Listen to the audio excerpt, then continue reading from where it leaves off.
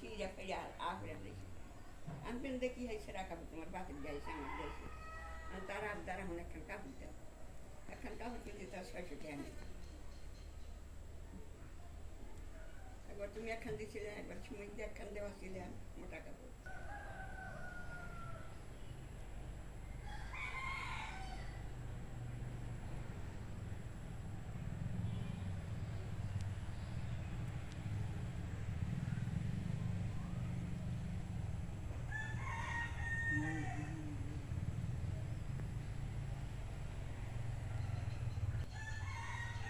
আমিও কাজ ছেড়েছি বুঝি দেখাই তো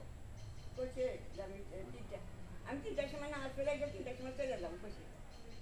3:30 আমার ট্রেন